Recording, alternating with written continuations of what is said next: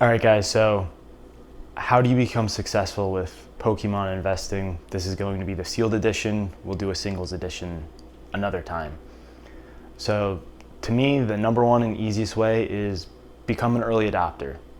When you're an early adopter, there's no rush, there's no frantic, you're not, there's no worry. The only worry is that I pick correct. So for me, the easiest way to explain it was Pokemon Center exclusive ETBs. Scarlet and Violet started with the stamped promo. Being an early adopter, all of these sat for $60 on Pokemon Center for a long time, outside of maybe 151. I think 151 sold out first. So being an early adopter, I could buy cases on cases if I really wanted to, all the way up until Prismatic. And even Prismatic, you could have gotten cases until, I think Prismatic was up for like 4 or 8 hours, and then they dropped it to limit 2 instead of the limit 4, which is a sealed case. So just being an early adopter with Pokemon Center exclusive ETBs helped me in the long run. I was able to get cases of Obsidian Flames, 151, Prismatic, Surging Sparks. I wish I would have got cases of some other stuff, but I kind of fell at the ways. This is when I was just trying to kind of dive deep into Pokemon investing and stuff, and it got me too. The negativity kind of got me, and I was like, geez, I'm sinking $250 for a case, $260 I think after tax, and they're not doing anything. Well, little Timmy me back then didn't know any better, so I was like, all right, instead of getting a case, there's a couple sets where I only got 2. Well, that's stupidity. And being an early adopter works in the stock market as well. You could even look at crypto. If you were an early adopter with crypto, let's just say Bitcoin, you could have got Bitcoin for like $1. You could have got Bitcoin for 1,200. Even after the COVID crash, you could have got Bitcoin for whatever it was, 16K, and now it's 110. So just being an early adopter helps in the long run. Like all these tech companies and everything, if you were an early adopter of NVIDIA, you're basically a billionaire. It's just insane. So the number one way is just to be an early adopter. The issue with that is you take the most risk because there's not all the information out.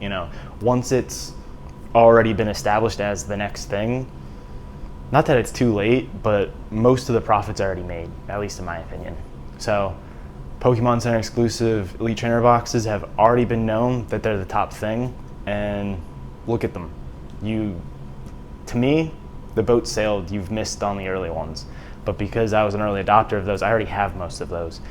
Number 2 is booster boxes, PC ETBs, normal ETBs.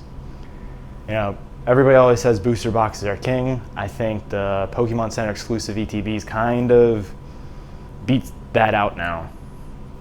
Just because a good set with a good promo will demolish a booster box, in my opinion. Especially for the specialty sets that don't even have a booster box, then your PC ETBs is the clear-cut number 1. Then you're looking at Prismatic, 151, Paldean Fates, PC ETBs number 1. Now you get into other sets like Destined Rivals, where you do have a booster box. Both are doing really well. It's a little harder to choose. Personally, I think the PC ETB is still better just due to exclusivity, and you have that stamp promo. And the stamp promo is super popular.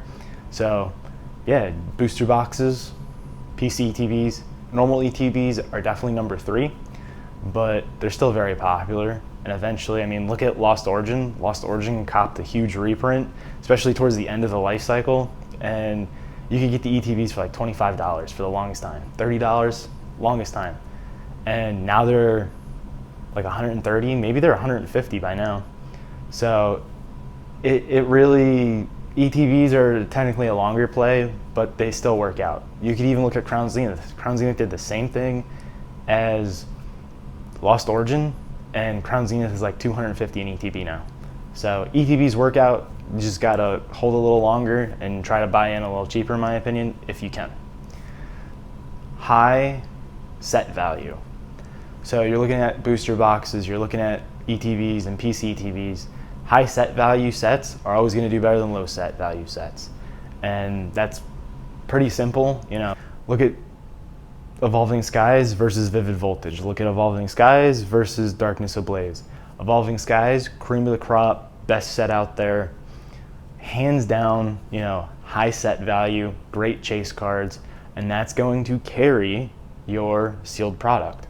When the Moonbreon gets more expensive, booster boxes are also going to get more expensive. Also, if you start getting later in a set's life, that's another indicator of, hey, this is a good set, versus, hey, this isn't a very good set, I should probably stay away, or hey, this might be harder to move, or hey, the set might be a little slow in appreciation. So it can kind of help you avoid the worst sets. I don't want to say bad sets, but maybe we should just say bad sets. That helps you avoid bad sets, but now you're also going to pay higher, because going back to point one, you're not an early adopter, you've already going to pay more up front, but you're paying for the confirmation that, hey, this is already a good set. You know what I'm saying?